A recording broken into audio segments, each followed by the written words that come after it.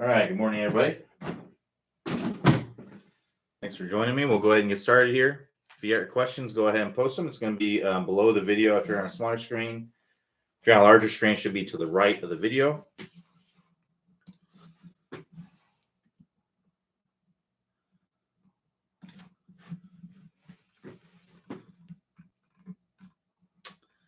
All right, so first question is from RG. It says, Q, not sure if we can beforehand. I'm trying to better understand the result of face relative to swing. Is this correct? 1, club face, open to path, fade slice, club face close to path equals draw hook. Yes, that is assuming center face contact. Yep. So if the face is open to the club path, the ball will have left to right curvature for a right-handed golfer. If the face is closed to the club path, then it will have right to left curvature, draw curvature for a right-handed golfer. But that's all assuming center face contact. The reason why I say that is because when we don't hit the ball in the center of the face, right? So if we look here, I got some foot powder spray on here. This is a center face strike, right? So if I hit the ball right there, what you said is going to be absolutely correct. But if I don't hit it in the center of the face, if I hit it out toward the heel or toward the toe, that can change, right? So if I hit the ball on the toe, the ball will start more to the right than it normally would because the face will twist open. So the ball will start more to the right than it normally would. And this is for a right-handed golfer. It'd be opposite for a left-handed golfer. And the ball will tend to draw more or fade less. So the reason for that is that when you hit the ball on the toe, the ball will actually gear. And you can think of that as, when it's compressed on the face, it's rolling toward the center of the face. That's how you can kind of think of that. And that puts this kind of spin on it, right hand spin on it. Make it tend to draw, right? But that doesn't mean it's necessarily going to draw. If you hit a ball with a slice swing and you hit it off the toe, which oftentimes happens because when you hit the ball with a slice swing, the club is coming over the top, which means the sweet spot is working toward you, and that can tend to make you hit the ball on the toe. So a lot of times people will, with over-the-top swings, will hit very, very weak shots because, 1, they're cutting across the ball, and 2, they're hitting it off the toe. So, but if you hit it an over-the-top swing, you hit a slice swing, but you hit it off the toe, a lot of times it will just be a really weak shot that just goes kind of straight, right? So that's kind of the conundrum a lot of people get themselves into, is that they have this over the top swing and then they hit the ball way off the toe and they hit it straight, and they're like, well, some days I'm straight. Well, some days you're just hitting it, you're actually hitting it worse, even though the result is straight, but it's just not going anywhere. If you were actually hitting the ball somewhat solid, you would be hitting probably a big slice or a hole.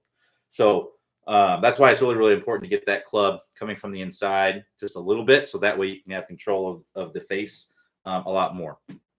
So on the other side of that, if you hit the ball on the heel, the face will close. It will twist closed a little bit, and then it will tend to fade more or draw less. So yes, but what you're saying, as long as the strike is center, it is correct. RG goes on to say, if I've got that correct, my intention is to keep my swing path the same and attempt to change the club face at impact to get a self-realization of the feeling of the club face closed or open. Any suggestions? I always tend to change my swing path in conjunction with a closed open club relative to path, and I think I don't end up feeling the motion required to change the club face. So what I would do to get that feeling is to go extreme, right? So what I would do is I keep your path the same, and I would try to get the face as closed as you possibly can. So that could be from strengthening the grip. So instead of having more of a neutral grip, which would be more like this, having more of a strong grip makes it a lot easier to get the club face closed. Changing your wrist angles, right? So closing this face down by bowing the lead wrist and extending the trail wrist if I do that, you can see how that really closes that face down. So that would be a way to do that. Now, on the other side of it, having the face open, you can weaken the grip, right? You can also do the opposite. Really feel like the face is being held open, right? Or feel like the opposite is happening. You're doing this with your cupping your lead wrist as you're coming through contact to get the face open, right? So I would just go to the extreme with all of those, and then I would just slowly start to ease off of it. So to gain a feel for something, you got to go extreme at first, because otherwise you can't really feel the nuances, right? And then once you get a really good feel for the whole spectrum, then we can start chopping off the ends and getting to where we can tell the difference between a little bit of a deviation from the middle. That's where tour players are at. They can feel that deviation. They've practiced so much, and they've hit so many shots, and they've done shaping of the ball that they can amount of deviation. They've built the skill to do that. But you have to start out by going to the extremes and then chopping off the ends little by little by little to get to where you can really feel those small nuances.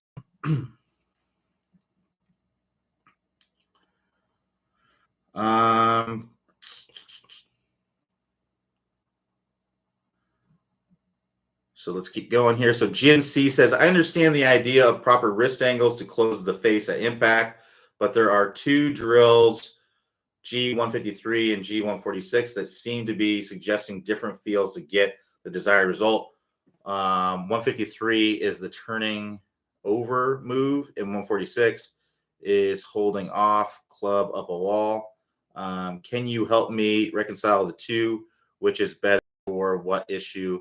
They both seem to be addressing early release. So I'm not familiar with both of the videos that you're talking about, Jim, but what you got to understand is there's lots of different ways to do things, right? There's not one that's necessarily better than the other. It's really relative to you. So what I would do is I would try either one and just do what works best for you. That's what I would recommend doing. So now the up the wall, I am familiar with the up the wall video because that is my video. That's that's about the release of the club. That's not about necessarily the squaring of the face so much. It's more about how the club is being released. So remember, when we're talking about the release, released right here, club's not released. Even here, the club's not released. It's in alignment with my lead arm, but it's not released. And then when it gets where it's splitting my arms, that's where it's released. So when I'm talking about the up the wall, what I'm talking about is an exaggeration to help you get that proper release. Because typically when players release the club early, when they're coming in, and we want to see that release happening about 45 degrees out in front. That's where we want to see the release happening. So if you look at it from this angle, that would look like this, right? So you can see how the club is out here. When I see players who struggle with the release, when you look at it from that angle at this point in the swing, it looks like this, right? So the club is going into the wall. So if you can have the feeling almost like if there's a wall right here, right? So if you think about the edge of my blackboard here, if I'm coming in and I'm feeling the club kind of release up the wall, right? You can see how that club releases way later. So if you look at it from this angle, it looks like this. Right? So I'm feeling that club kind of hit and then release up the wall. So it's a way for the club head to continue, right?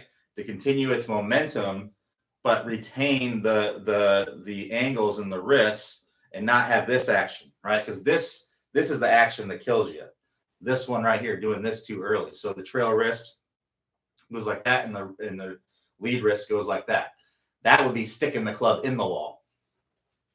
So that'd be an exaggeration of what people are doing. But what most people are doing is this, right? Where they get here at impact, zero shaft lean, the shaft straight up and down. And then after that, they look like this. So if you look at that from this angle, that looks like that. So they're sticking the club into the wall, right? Where what we want to see is we want to see shaft lean. We want to see shaft lean and then a release out in front, right? And if I really exaggerate this, it would look like that. And I feel the club kind of going up the wall here. That's the feeling that you want to have. So it's just an exaggeration of what you're trying to do. What you're talking about there is something completely different that is about squaring the face and things like that, which has to do a lot with your grip, right? So if you have a very weak grip, right, where the thumb's more on top of the grip, so this would be like a Colin Morikawa, right? I mean, there's absolutely nothing wrong with having a grip like this. It's just you have to have certain wrist angles at impact to be able to do that. So at impact, if I have, just to talk about wrist angles a little bit, if I have my thumbs going straight down the shaft, I have a weak grip, right? So my grip, just to kind of give you a close up, my grip looks more like this. A good way to also think about it is, what a lot of people often call the V's.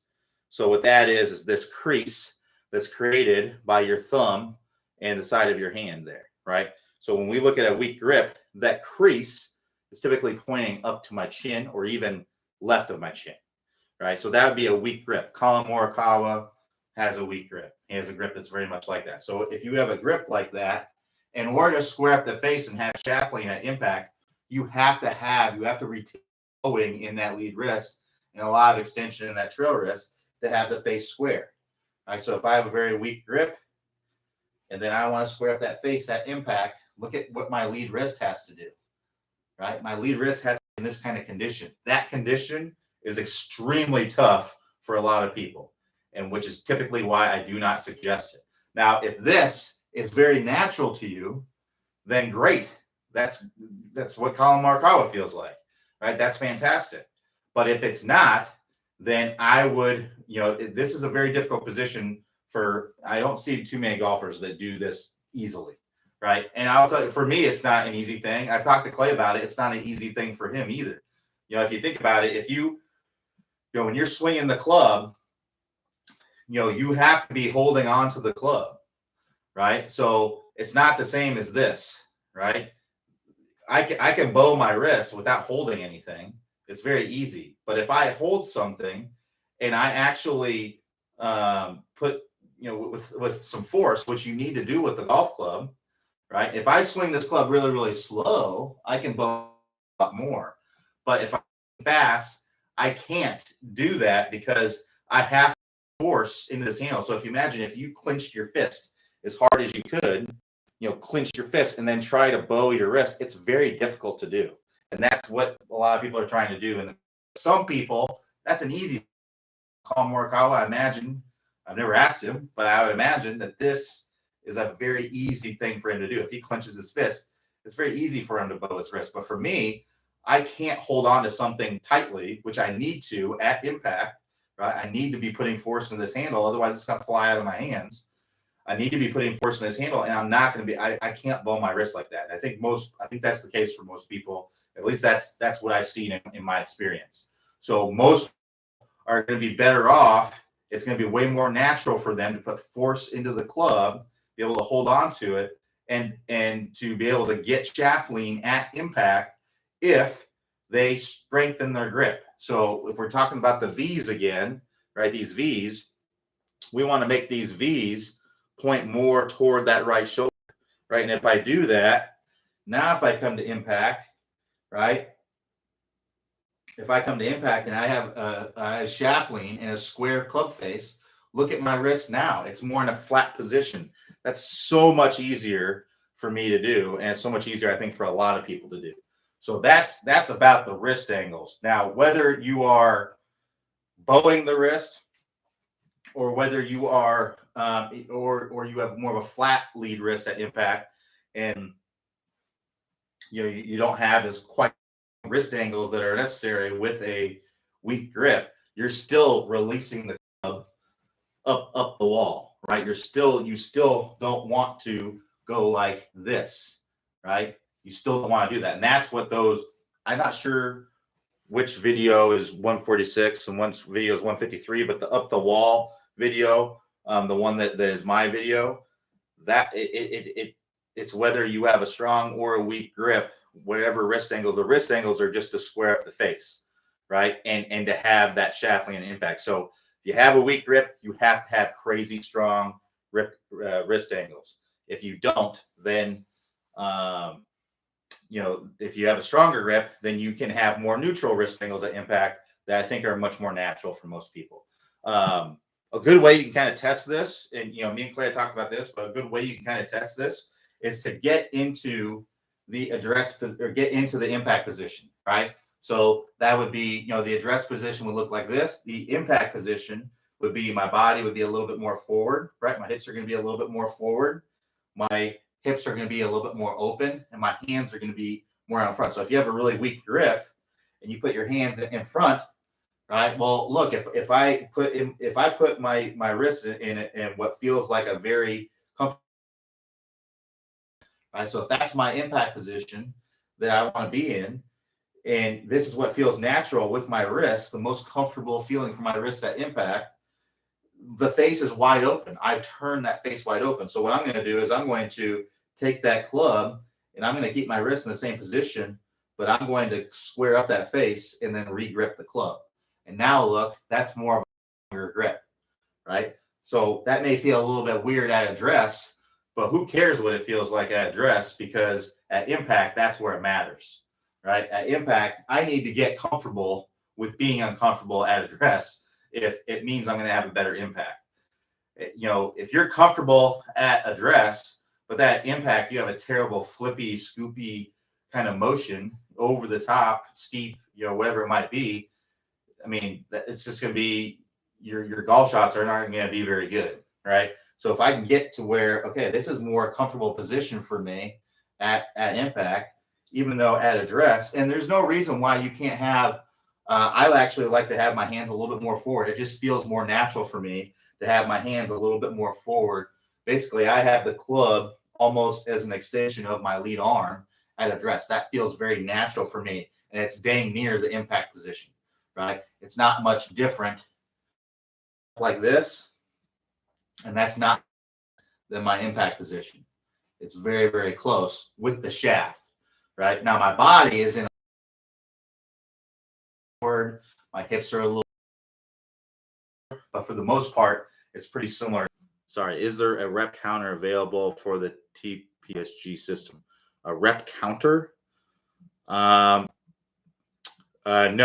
I would say recommend doing. I think the easiest way to do it, instead of counting every single rep that you're doing, what I would do is I would see how long it takes you to do 10 reps, and then just practice for if you're let's say it takes you 5 minutes to do 10 reps, right? So in an hour, right, how many reps could you do, right? That's what I'd be kind of looking at, right? If it takes you 10 minutes to do 10 reps, right, then you're going to do 100 reps in an hour, right? If it takes you 5 minutes, then you're going to be doing 200 reps in an hour. So that's what I'd be kind of looking at as far as the reps are concerned. I would just see how long it takes you to do a certain amount of reps that are easy to count, and then practice for the amount of time, And the other thing to keep in mind with the reps, I mentioned this because I don't think Clay talks about this in the system. The reps, there's nothing magic about doing 1,000 reps. It's not like you're going to do 999 reps and then on the 1,000th rep you're good to go. It's not really how it works. It's more that's the amount of reps that it typically takes to make something second nature. Some things take more reps than others, but that's just what we found. Now, it doesn't mean every single person is going to do 1,000 reps and they're going to have it. Some people may need to do 10,000 reps because it's also about the quality of the reps. So it's more of a suggestion of what you need to do. So what I would do as far as the reps are concerned is I would get to where, okay, now it feels easy, and then I would do 500 more reps after that, because those 500 more reps are going to get you to where it's more second nature. But if you get to 1,000 reps and you still feel like you really have to think about it to do it, then you need to keep doing reps, right? So that's what I'd be kind of thinking about. I wouldn't get too bogged down with, I've got to do 1,000 reps. I'd be thinking about, okay, I need to do as many reps as it takes to get this to where it feels second nature to me, and then I need to do 500 or so more reps on top of that. That's what I'd be looking at doing. But if you figure out how many reps it takes you in a certain amount of time, then you don't have to keep counting on them every time. You can say, well, I know if I practice for an hour, that's 100 reps. So if that's the case, then I know that I need to practice this for 10 hours, right? So that's what I'd be kind of looking at. And then I would just start the timer and do the reps. So RG says, to build on the open closed face, I've recently found that my body rotation can change the club face, meaning how open my chest is at impact. Is that reasonable thing to focus on? It's more, if it's helping you, everybody's a little bit different. There's lots of ways to do it. So for me, I like to feel things in my hands a little bit more. But for you, feeling like you're feeling like your chest a little bit more may be the right thing for you. So what I would say is, if it works for you, then that's completely fine. That's very reasonable. Obviously, if you're getting good results doing it that way, then it's very reasonable. But I just know for me that wouldn't be a reasonable thing, because I like to feel things a little bit more in my hands. So Darren C says, is it okay to have my left arm bent at the top of my driver's swing? I'm just not as flexible as I used to be. Just depends on how bent it is, right? So having some bend in your lead arm is completely fine. In fact, most tour players have some bend in their lead arm throughout many parts of the swing.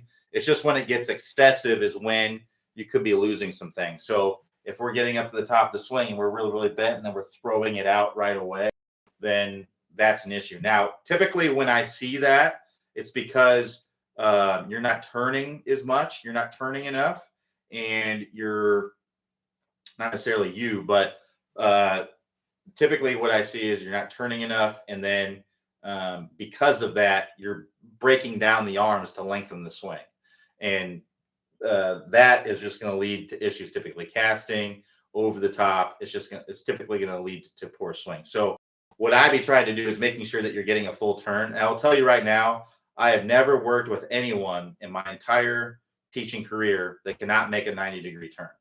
All right. So if you're not making a 90-degree turn, there are most likely things that you can do to make that happen. Like I said, I've never worked with anyone that cannot turn their shoulders to 90 degrees just by making some adjustments. All right. So one adjustment would be flaring the feet. Make sure that those feet are flared open. And one person I would look at, that I would recommend looking at, if you want to see the best footwork out there ever, all time, Sam Snead. Sam Snead had the best footwork and leg work, from the waist down. I mean, obviously his golf swing is fantastic, but from the waist down, nobody better ever. I mean, that's my opinion. So if you think about everything that he did, one, he flared his feet, right? So he got his feet flaring out, which why is flaring the feet out important? Well, imagine you set up the opposite. You flared your feet in, right? You set up pigeon-toed. My hips are already tight just doing this. If I put my feet in like this, pigeon-toed, I cannot rotate hardly at all. So I'm to do that, right? So flaring the feet out allows your hips to free up. So that would be number one, flare out the feet. Number two would be letting this heel get pulled off the ground. Look at a lot of the greatest players of all time. Also look at a lot of players now that are doing it. For some reason, it went out of vogue for a long time, where we saw guys really trying to keep their feet on the ground as much as possible. Whereas now you're seeing a lot more of it. Guys' feet are getting elevated and moving around.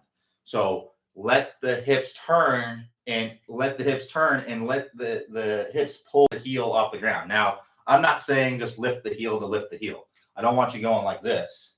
That doesn't do anything. What I'm saying is turn the hips, and to keep the hips turning, allow the heel to be pulled off the ground. So if you look at my hips are going to keep turning, and I'm going to allow my heel to come off the ground. So if I don't let my heel come off the ground, I can only turn my hips about that much. But if I let my heel come off the ground, then I can turn a little bit more. So that's the other thing. And then let that knee kick in. Let that knee kick in as you're coming back. Another thing is to allow this trail leg to straighten. If you go look at Sam Snead, go look at him on YouTube, you're going to see that trail leg straightens out. So flare the feet, let the heel come off, let the lead knee kick in, let that trail leg straighten out, and you will get those hips turning plenty. And if you do that, it's almost impossible not to get a 90-degree turn, right? So if you do that, it just makes getting a 90-degree turn so much easier, and then you won't feel the need to break down your arms so much. But having a little bit of bend in the lead arm is no problem at all.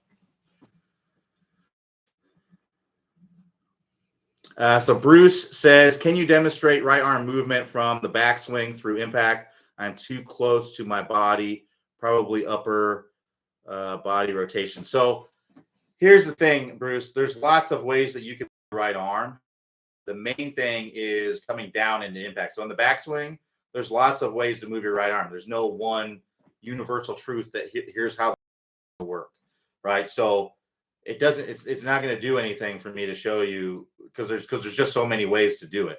Go look at 50 tour players swing, and you're going to see their right arm move differently in a lot of those swings. So there isn't one right arm movement. The main thing is that in the start of the downswing, we can't have our right arm go into what's called, and well, most players can't. There are some players that do this, but they're very, very few. But it's called internal rotation. So what that is from your shoulder. You can think of it as winning an arm wrestling contest. So if you get up to the top of the swing and your right arm starts to win the arm wrestling contest, that's going to lead to issues. You're going to start down steep and then have to dip under, or you're going to come over the top. So the main thing is allowing your right arm to not go into internal rotation, but ideally it would go into a little bit external rotation where the elbow is working or where you're losing the arm wrestling contest, right? So the arm's working more like that, right? So you move your arm in the backswing in a way that allows you to do that. That's the most important thing. So that's what I would be looking at. Now there's some players can bring it back inside like this and then bring it up and then and then move it like that. Some players move it out away from the body and then bring it in. So that's really the having the arm in a position at the top to where it can move into a little bit of external rotation in the start of the downswing. Because if I do that, well, now that keeps the club in front of me and allows the club to shallow out and allows me to turn through the ball. So there's no one right arm movement. The key there is in the transition is allowing it to move into a little bit of external. There are some players, I can't think of any that come to mind right now, but I have seen some better players that do move the club into a little bit. So I actually think Jim Furyk is one. So if you happen to do that, right? So if you happen to go up to the top and then you move your elbow into a little bit of internal rotation, right? So that's winning the arm wrestling contest. Then you have to have very flexible wrists that allow you, very supple wrists that allow you to shallow out the club, while still doing that. And then you have to have a lot of rotation into your swing or the ability to rotate. And Jim Furyk has both of those. Jim Furyk has very supple wrists because he's able to keep the club shallow while also moving his elbow back. And his hips are dang near 90 degrees. Jim Furyk looks like this at impact, right? So most people just aren't going to be able to do that. Most people are going to need to go into some external rotation of that shoulder at the top. So move in the backswing in a way that allows you to do that. There's lots of ways to do it, but that's what I would be looking at. And if you're not sure how to do that, then I would work with an instructor specifically with your swing to be able to do that.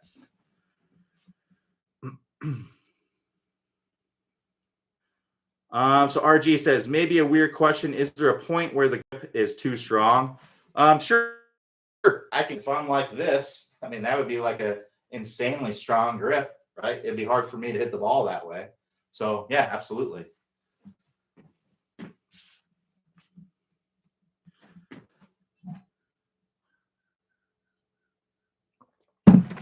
All right. So Gary P says, I videoed my driver swing from front on and see my hip move almost a foot past the shoulder. to ankle line. Is this excessive, and what should I be doing? Yes, it would be excessive, and I would work through the compression line course. If you're coming through contact and you look like this, you need to work on the compression line course. We want to. That's what the compression line is, right? So the compression line is the line that goes from our lead ankle, lead hip, and lead shoulder. We want that to be in a straight line. So if your hip is bumped out like this, that is not a straight line, right? That's an arrow, right? That's what we call like a reverse C. Tough on the back. So you want to have this in a nice straight line at impact. So I'd be working on, click the, my mind went blank. Click the instruction tab, then click the Tasvigal system, then click the compression line course to hear more about that. RG says, who cares what it feels like at address? What matters is impact by Q. I love it. Needs to be on a poster. All right. Thanks, RG. Appreciate it. RG goes on to say, comment on the rep counter. I use a Swing Caddy SC200, which does count reps. Figured I'd share. Yeah. So yeah, if you're using something like a launch monitor, something like that, and doing reps with a launch monitor, it can count your reps for you in a practice session. Absolutely. Yeah. So the poor man's version would be just to count how many reps it takes you, how many reps you can do in 10 minutes or whatever, and then if you plan on practicing in, what I would look at is maybe 15 minutes, how many reps you can do in 15 minutes, because typically you're going to practice in 15. You know how many reps you can do in 15 minutes, then if let's say you do in 15 minutes, well, like an hour-long session is going to be 160 reps, right? So you can get an idea of what it is from that standpoint.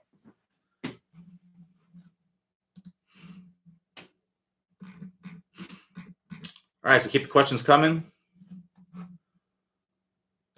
We've got 30 minutes or so left, or not quite 30 minutes, 20 minutes or so.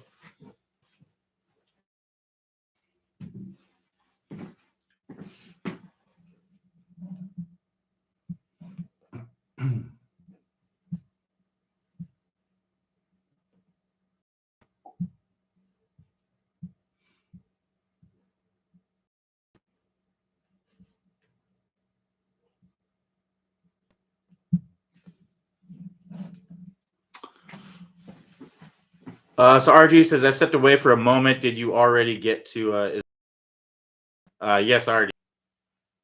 If you think about anything in an extreme sense, a really strong grip would be, if you kind of think about my thumbs being on top of the grip, right? That'd be like a weak grip. That if you think about the top of the grip being 12 o'clock and the side of the grip being 3 o'clock, typically if you get farther than 3 o'clock, it gets really, really difficult.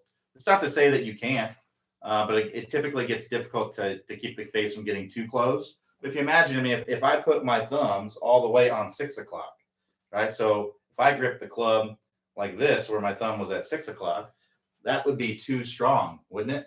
That'd be dang near impossible not to have that face too close. So obviously, yeah, you can definitely have the grip too strong. And as a note to that, if you ever step away and you miss a question, generally, because we don't have any new questions, but if we had new questions right now, I wouldn't be going back to answer that again. So to a question, then you can watch the archived office hours. All the office hours are archived, or at least I think up to the last 100 or so. We put them on a little playlist that you can go watch on the office hours highlights page. So if you go to the office hours tab at the top, then go to the office hours highlights, and then scroll down to the bottom of that page, you'll see a playlist of all the office hours there.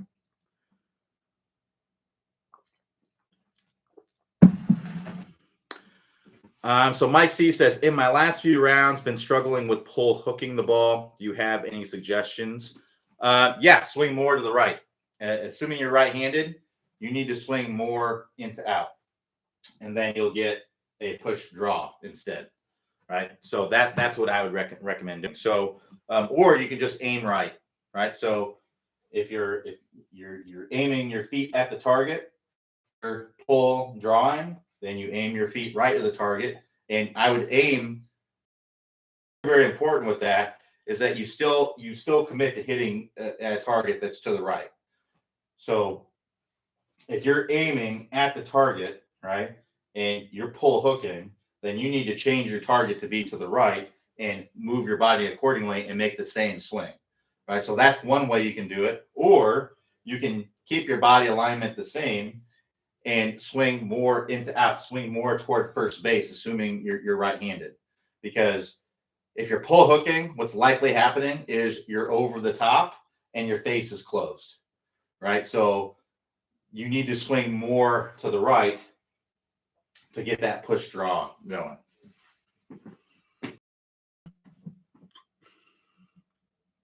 So Darren C says, do you have a drill to help getting to the lead side? I struggle with it. I struggled with the sumo drill. So most likely, that was going to be my suggestion, being the step drill, which that's what the sumo drill is. It's a step drill. The sumo drill is a step drill. So that was going to be my suggestion. But if that is really difficult for you, then you're likely doing something in your swing that's preventing you from doing that, or that's making it really difficult for you to do that. And that thing is most likely coming over the top or steep, right? So if I'm someone who comes over the top, then my low point. So imagine that standing at home plate at a baseball field, right? So I'm standing at home plate here, and third base is in that direction, right? It's 45 degrees in that direction. If I were to swing this club in that direction of third base, where's my club going to bottom out? It's going to bottom out on basically in front of my lead foot, or right in front of my lead foot. So if I do that, and then I also shift my weight forward a lot, right? Well, I'm just gonna shift it way over here, and I'm not gonna be able to hit the golf ball that's back here, right? So what a lot of people do is when they come over the top, which shifts the low point or shifts the club bottoming out more in front, what they'll tend to do is they'll tend to hang back to compensate for that. So what the issue is. So you need to swing more from the inside and shift the weight forward is most likely what you need to do. So I look on video and see what's going on there, and see if this club is working out over the top, right? So a good way to kind of see that is to film your swing from down the line here. And it's really, really important that you get the camera angle right down the toe line. Right, so you can see kind of where the 12 o'clock shadow is on my carpet here. It's right on my toe line. I want the camera to be right in that area, lined up with that area. And I also need it to be kind of far away enough at waist level to where you and the club don't leave the frame. All right, so this camera angle is actually too close. So you can see if I go up to the top, my club kind of goes out of the frame. So I'd want to scoot this back a little bit, and I'd also want to lower it to around this area, around pocket, hip level. So the reason why that's important is that when you're looking at your swing, on video is 2D, but you're looking at something that's in 3D. So it's important to have the correct perspective. Otherwise, you've maybe heard the expression like the camera doesn't lie. Well, the camera can lie to you if you don't have the right perspective, because you're looking at something in 2D that's actually in 3D, right? So you got to make sure you have the right perspective, and then draw something that's called the elbow plane line. So that's a line that goes from the hosel of the club up through the elbow. Use a program like V1 Golf. It's a free program. You can get it for Android or Apple. Just search V is in Victor, V1, the number 1, and then Golf. And you'll find the app that I'm talking about. It is 100% free. It does have ads on it. I think you can pay for a premium version and get it without the ads. But it allows you to video your swing and then draw lines on it and analyze and things like that. So very, very cool app that you can use. Set it up down your toe line, draw that elbow plane line. And if you see that club going above that elbow plane line, you're over the top and steep, right? So you need to get that club working underneath that elbow plane line, right? To get that club working more from the inside. All right, so we got some more questions. Good deal. So shift the weight to the lead side, do the step drill, and swing from the inside, and you'll have more luck with it. He says, back to my earlier question about sliding hips. I see the upper body as well as my hips exceeds the straight line release. Does this change your recommendation? No, because the compression line is a prerequisite for the straight line release, right? So the course is in order, right? So we have to have our stable line in good shape before we can get our power turn going, before we can get our lag going, before we get our compression line going, before we can get the straight line release going.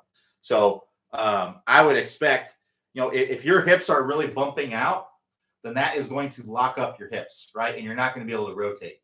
And if you can't rotate, then you will not be able to release the club out front.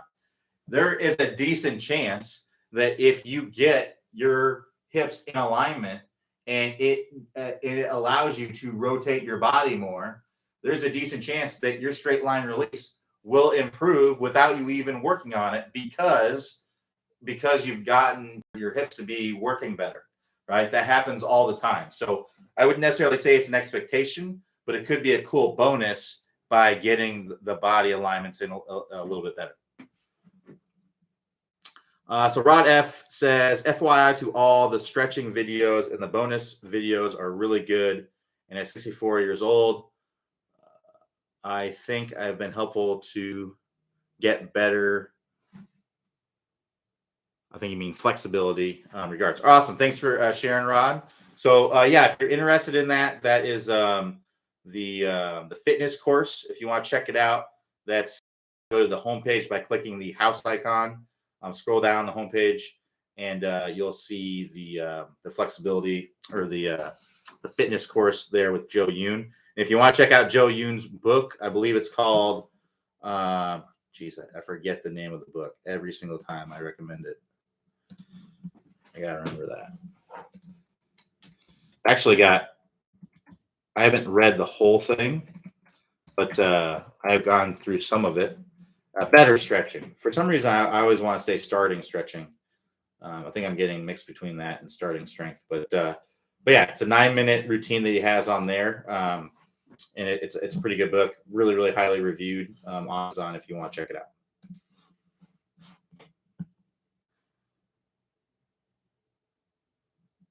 So Darren C says, you are dead right. I'm coming over the top. Thanks. No problem. Rod says flexibility, not fled. No worries. All right. So, I got 10 minutes or so left. We got some more questions. Keep them coming.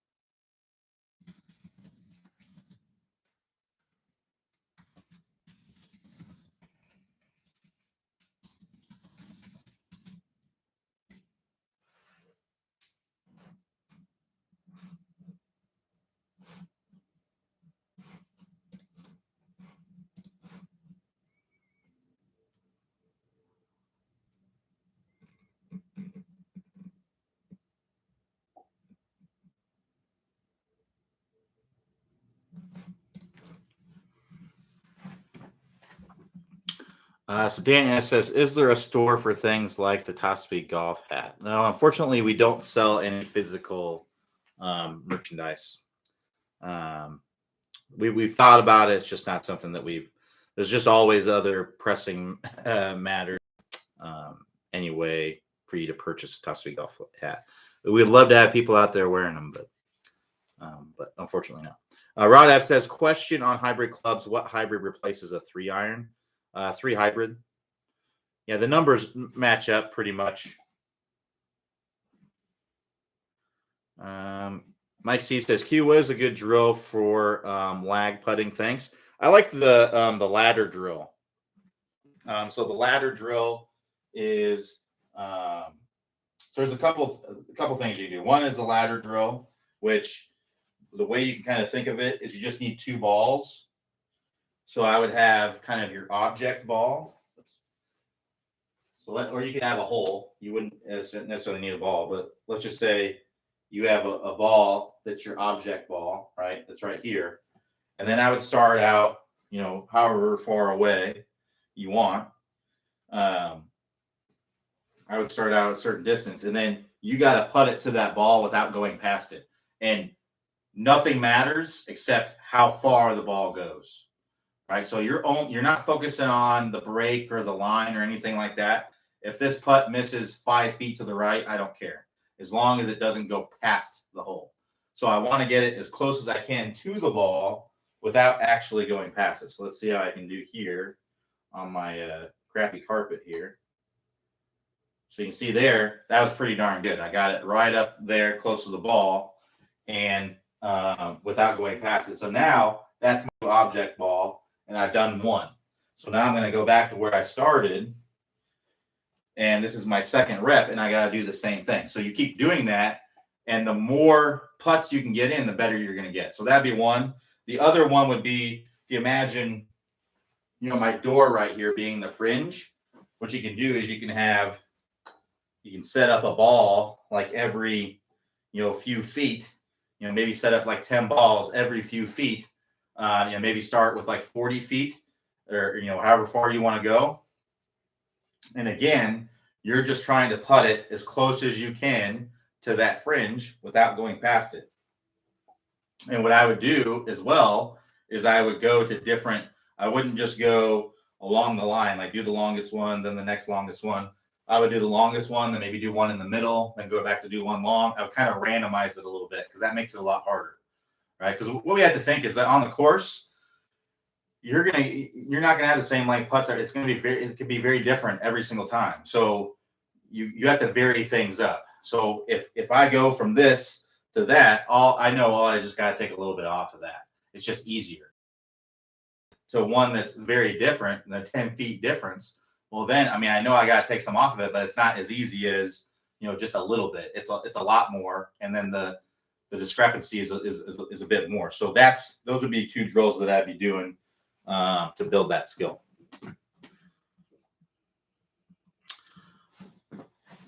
So RG says, "I think I know my answer, but the first tee off at a local course has the parking lot to the right. This always scares me, and that goes, and for some reason causes me to swing with it wide open, which is what I'm trying to avoid. I think it's me just not committing to the swing. If you have any words of wisdom." Yeah, so I would just practice the shot on the range. So I'd imagine I go to the range and maybe you have the 100-yard sign, the parking lot, and I would just hitting the shot. I don't know what your normal ball flight is, but if it's a fade, that would be ideal because then you can start the ball away from that parking lot and just kind of go put it back in the fairway. So you can aim at the left edge of the fairway and just hit a little fade into the middle of the fairway. That's generally what you would want to do in that situation. You generally want to start the ball away from the trouble. Now, if you hit a draw, then I'd be starting it out at the middle of the fairway and let it draw into the left side. And if it happens to go in the rough, then it's okay. Not a big deal. But it's better than being in the parking lot, right? So go on the range, visualize the shot, hit the shot, do it over and over and over. And if you have a chance to go to the range your mind. You just hit the shot. Just go and just do the same thing. So Rod F says, thanks. No problem, Rod. MC says, if I have a subscription, can I upload videos that you can look at and give me feedback? We have a swing review program. It's not included with the membership. I wish we could do that, but I would never get to sleep. And we would also have to charge a lot more for the membership if we did that. So we offer it as an additional subscription. If you're interested in our swing review program, it's a month-to-month program. Spots aren't always available, but if you're interested, click the Get a Review link at the top of the page. That will take you to the swing review page where you can learn more about it. And if some instructors have spots available, then you can sign up. If you don't, if you go there and you don't see a spot available with the instructor that you want to work with, then just join the waiting list. And then whenever we open up spots, then you'll be on an email list of people that get notified first. Now spots do open as people cancel. So we only send out the emails if we actually open spots, right? But if someone cancels, then a spot's going to suddenly open up. So I would just check it periodically. Maybe you'll jump on there, when a spot opens up, and you can jump on. But yeah, but other than that, I would join the waiting list and then be on the lookout in your email for whenever notification. MC says, thank you, no problem.